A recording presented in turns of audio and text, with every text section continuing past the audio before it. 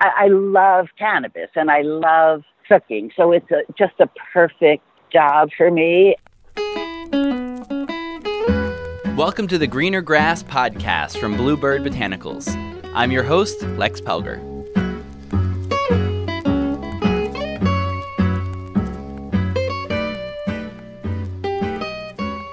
Laurie Wolf is infamous for her cannabis creations, and the New Yorker called her the Martha Stewart of marijuana edibles.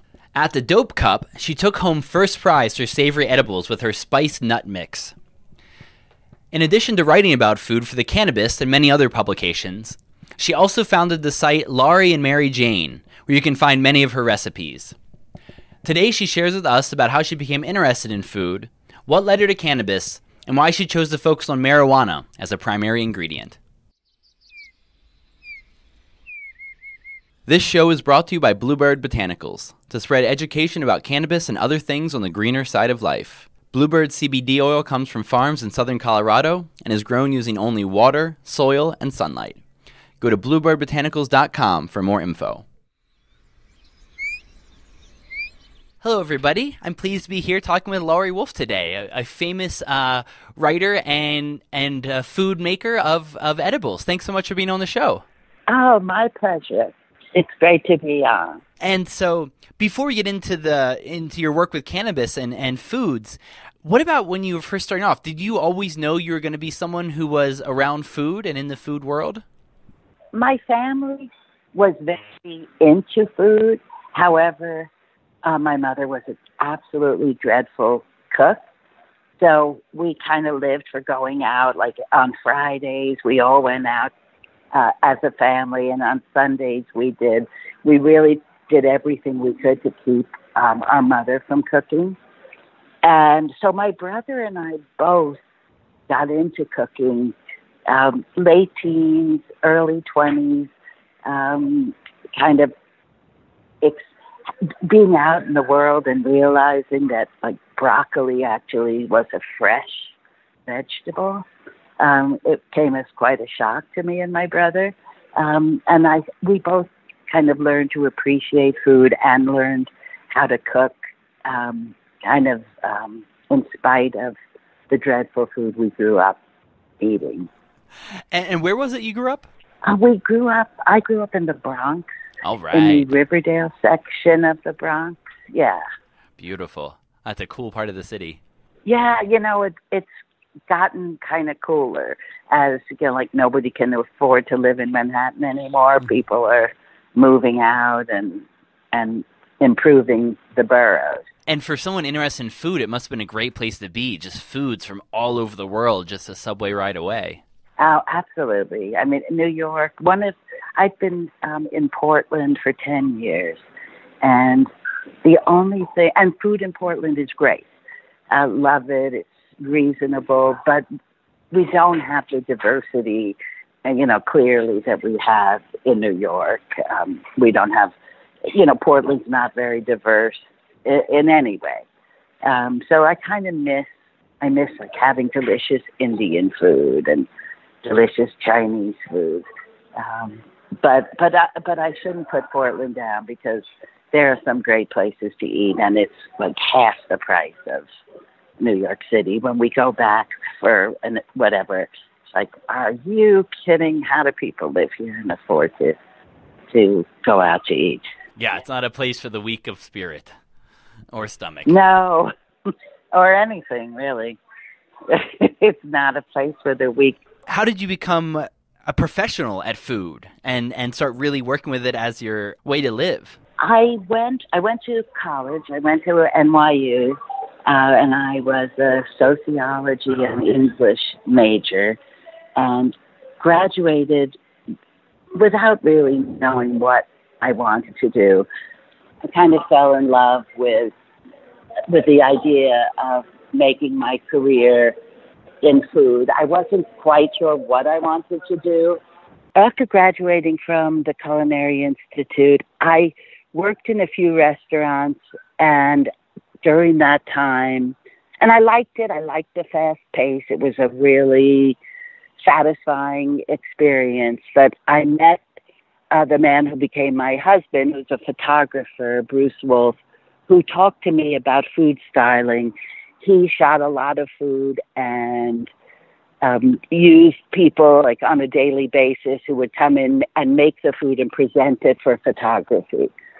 So it sounded interesting. It wasn't something I had learned about or even heard about in school. So I apprenticed with a woman who was, one of the top food stylists in New York. I apprenticed with her for a year, and I learned how to do it, and I loved it. And while I was food styling, I would find that people, whether they were from magazines or corporations, they would ask me if I was a recipe developer, which I really hadn't done much of, but it turned out to be like my favorite food thing. I love eating, and I love pairing ingredients. I love finding, the perfect spice for the perfect piece of fruit. It's really exciting for me, and it's something that you really do need to learn how to do. Like I spent about 6 months working on kind of what my portfolio of recipes that I created and then styled. So I was, fortunately, I was able to work with my husband, and we put together like blogs and little booklets of recipes that I handed out, that I sold. And recipe developing is probably the thing that has made the biggest difference in my current life. When did you realize that you wanted to combine cannabis with your love for cooking? Yeah. When I got my medical card, I went around to dispensaries, and this was before it was medical, but it was not regulated. You had no idea what it was that you were buying, what the potency was, how it was made. It was very like a bake sale. So I'd go into a dispensary, and the bud tenders, who were like super high back then, it was a whole different thing. Now dispensaries are like jewelry shops and boutiques. Then it was, they were kind of shitholes for the most part. And I would say, what edibles? And so, well, my grandmother makes these Rice Krispie treats, and, she just throws some stuff in, and there was very little. Everything tasted terrible. Nobody tried to even mask the taste. It was just a vehicle to get high. So, and certainly the edibles were ridiculously potent because, there was no lab testing. There was nothing. People were just like taking their flour and turning it into butter, or just like chopping it up and dipping it in chocolate. It was dreadful. So I remember one afternoon I went into a dispensary, and the one company that was making good edibles or decent edibles, they stopped. Like I went in, I'm like, so-and-so, and they're like, oh no, they're not doing it anymore. So I came home and I said to my husband, I think that I should start making edibles that are delicious and that you can have faith in, that people can know, that are consistent in potency and in taste. So I did find like one lab. This is, now there are so many labs, but at this point, this was the only lab.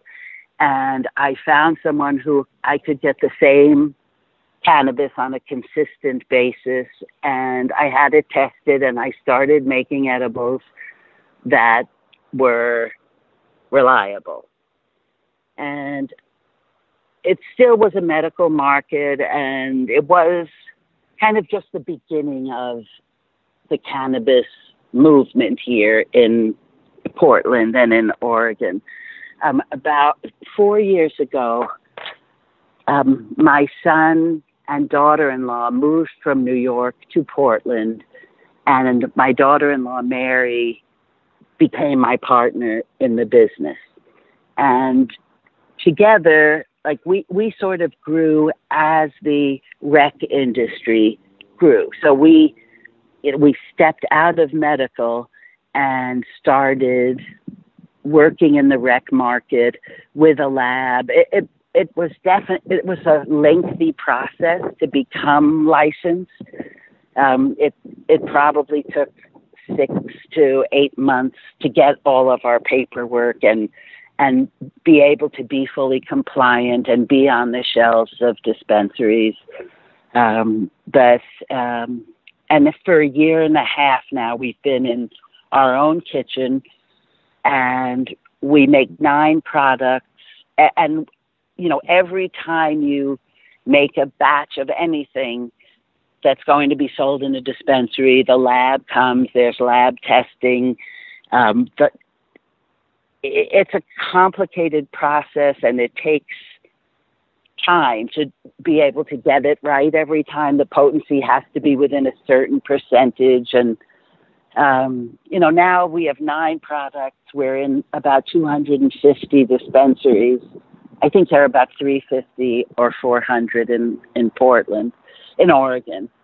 But, you know, we're really, you know, we've won 4 dope cups, but the beauty of it is, for me, we have 6 people now working in the kitchen, like hands-on baking and producing our line of energy bars.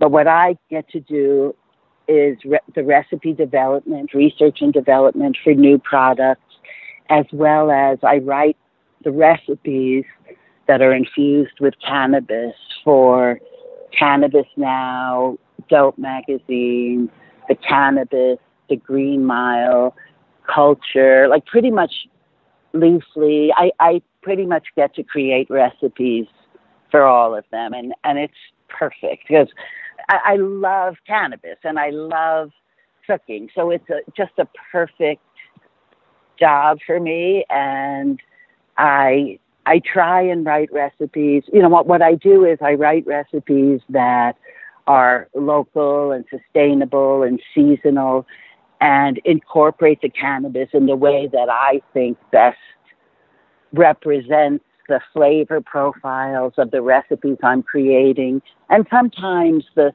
flavor profiles of the actual strain of cannabis.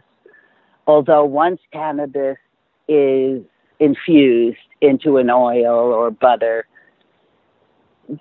the differences between strains becomes less important, because in the cooking process, some of the terpenes, some of the cannabinoids that inform what the strain does for you are lost. So what we try and do is make our infusion process very low heat. It's a slow process so that we are maintaining as much of the plant as we possibly can. And, you know, as I said, we have to do lab testing all the time, and we can see that we are able to maintain as much of the plant as possible, given it does have to go through a process in order to be, you know, a valid product. As you design all of these recipes, what's a special challenge about cannabis as an ingredient versus other things that you use? I would say the biggest challenge is I think of cannabis as working with a new spice that doesn't taste that good.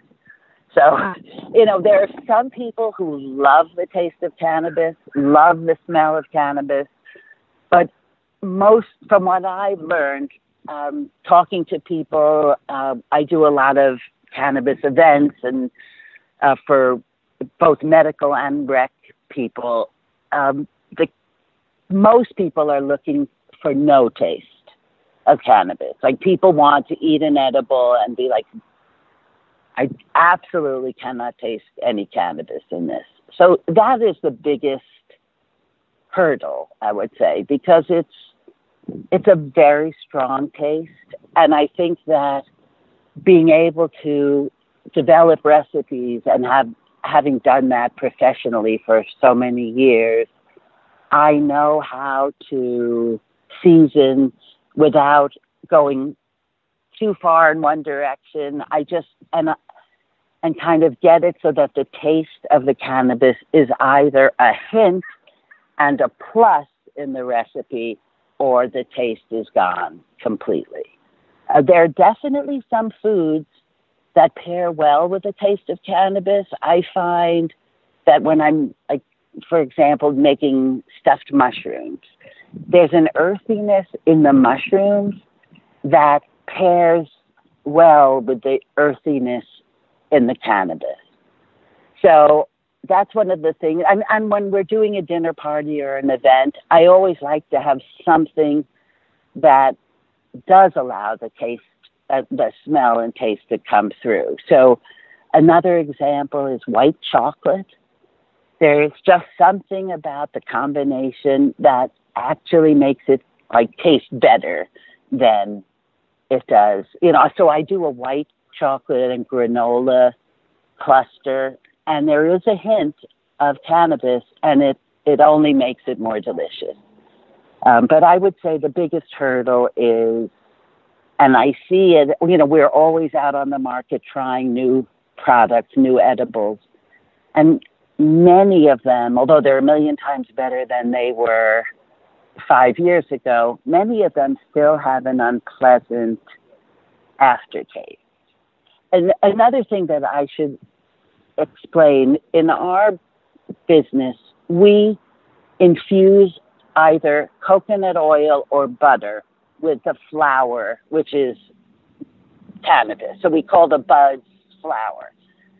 We see that a lot of edible companies are using processes that remove everything or much of the benefits of the cannabis by their extraction methods that use a solvent. So, for example, BHO is used to infuse a lot of edibles. That's what is like when you smoke with a vape pen.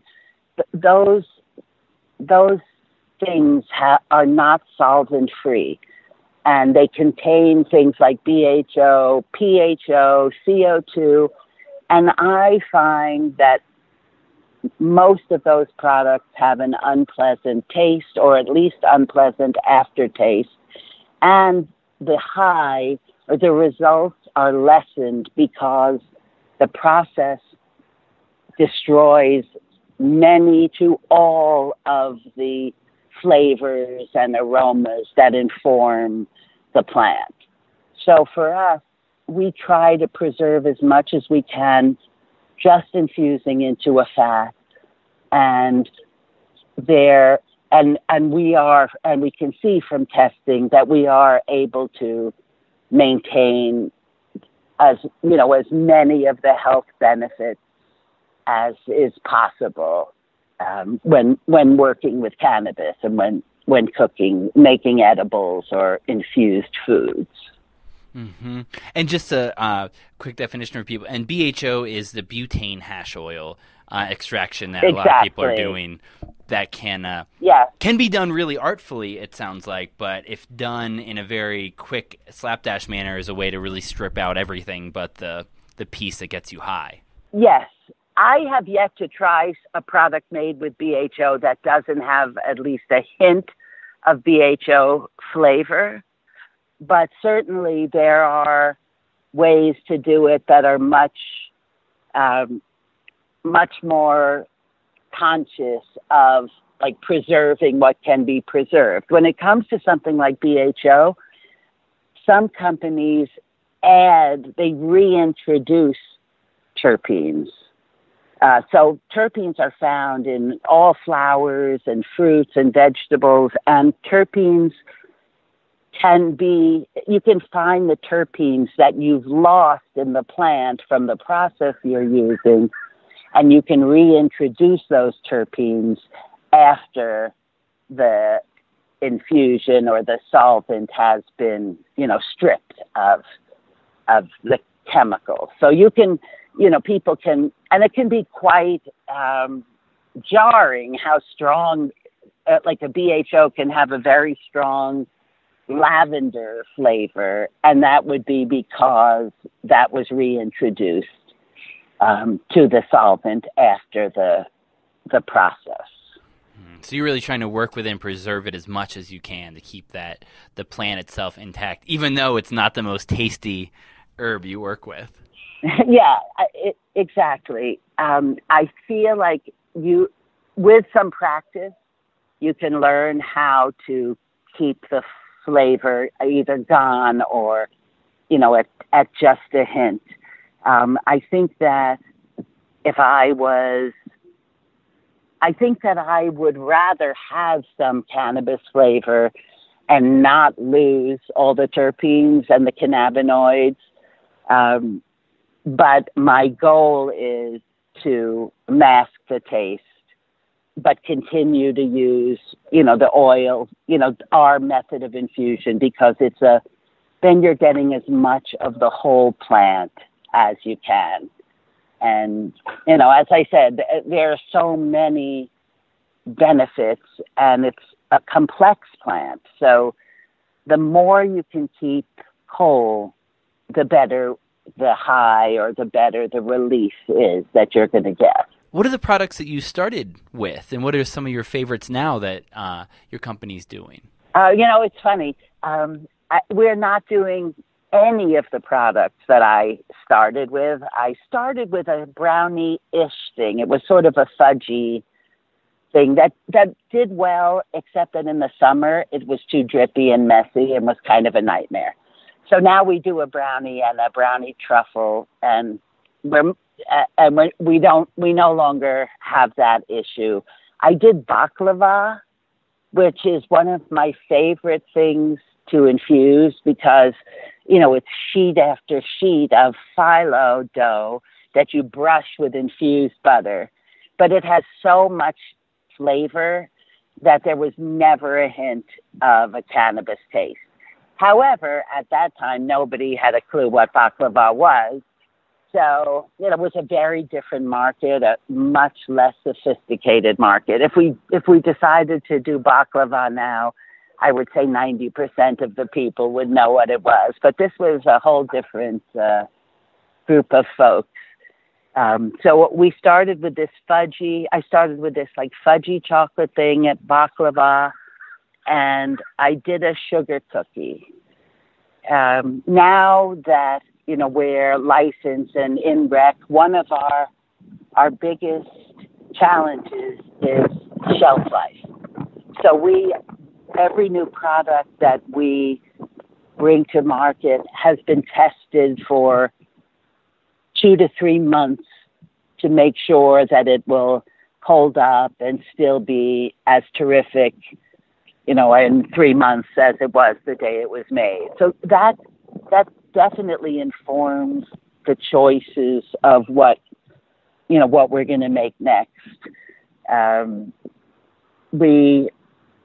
We have, our truffle now has a 6-week shelf life, even longer, but we say 6 weeks, and it's as good 6 weeks after as the day we brought it into dispensaries. So right now we have a line. We have 4 energy bars, and they have different profiles, different flavor profiles.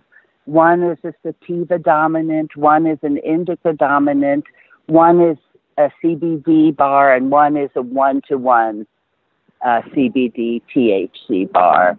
And then we do our brownie truffle, an almond cake bite, an almond truffle, and we do one savory product, which is what won the Dope Cup this year. We do cheese crackers. And that's been popular with people. There are a lot of people who have medical cards or use cannabis and have diabetes. And having the cheese cracker has been really popular with the people who have to control their sugar intake. There are very few savory products on the market. And so the last thing I wanted to ask you about was what it was like to crowdfund your cookbook in 2015, Herb, Mastering the Art of Cooking with Cannabis. It sounds like an excellent project and got a lot of people behind you. Yeah, it was a fun project. It was my first cannabis cookbook. I did it with a chef from Colorado. So it was kind of interesting. It was the first cookbook I've ever done that was kind of a two-player experience. We worked with the people at Herb, and I mean, we didn't do a whole lot of the crowdfunding. They did, and the company Ink Press did crowdfunding. So I can't really talk to what that experience was like, except that from what I understand, there were a lot of people really interested in becoming part of that project, and the book has done really well. It's beautiful. So yeah, I'm kind of amazed at how this crowdfunding thing. We just stayed at a hotel in Oregon that was the first kick-started hotel in the country. So I can't really, they came to me they already had this idea in place. So I wasn't really part of the day-to-day crowdfunding attempts. But you did get to make a book that the New Republic said aims to do for weed what Julia Child did for French cuisine. No, well, that's isn't that a nice way to say it? Thing to say. It is, and actually, the New Yorker called me the Martha Stewart of edibles. They did a story about me last April, so that's pretty nice. I can't complain. So before I let you go, what plans do you have for the future with your work and edibles? We are going to add several more products. I've been doing some cannabis recipe consulting, so people contact me. I'm easy to reach. If our website, just people email me, and I'm kind of setting up to help people infuse family history, recipes from their families, and just doing consulting, working with people who are using cannabis for medical reasons. We're about to come out with a infuse it yourself product that will let people make their own infused oil or butter, and on our website is a way to calculate potency. So I hope that we'll be working with people to get them the knowledge to infuse things themselves, for people who really don't want to be going to dispensaries necessarily and buying edibles. I'm seeing a lot of people who want to make their own. So this kit, it's called the Canna Kit, will allow that to happen pretty easily. So we're excited about that. But that was out once, and now we're bringing it back into the rec market. Wow. Well, those sound like great projects, especially taking grandma's recipes and infusing them. That sounds wonderful. Yeah. Somebody just wrote to me with a recipe for carrot cake that's been in their family a ridiculously long time, and it's the grandfather's 98th birthday, and he said his dream was to have the carrot cake with cannabis. So I'm working with them, to figure out how to do it, and they're working on figuring out what their potencies are, and then I can work with them and kind of pick the strain with them, and then teach them how to infuse that recipe. It's really fun. And there are always a lot of different ways you can infuse something. So I kind of like the idea of giving them a couple of options. So yeah, that's fun. I would love to do more of that. Being able to continue with the recipe development is just super great. I love that. Wow. Well, I'm excited to see what more will be coming out, and for the exciting future. Thanks so much for taking the time to talk to us today. Oh, you're so welcome. It's been fun, and people are free to reach out to me. I'll answer any questions. And great. Thank you. Thank you. The site is laurieandmaryjane.com, and I'll put the link in the episode notes along with some links to some of our favorite articles about the work of Laurie Wolf. Great talking to you. Greener Grass is a BlueBird Botanicals podcast. Their CBD oil supports a healthy body and a strong endocannabinoid system. They've got friendly customer service who can answer any of your questions, and the number is right there at the top of their webpage. But, per the FDA, they won't be able to make any medical claims for these nutritional supplements. That's also the reason you'll hear little about CBD on this show.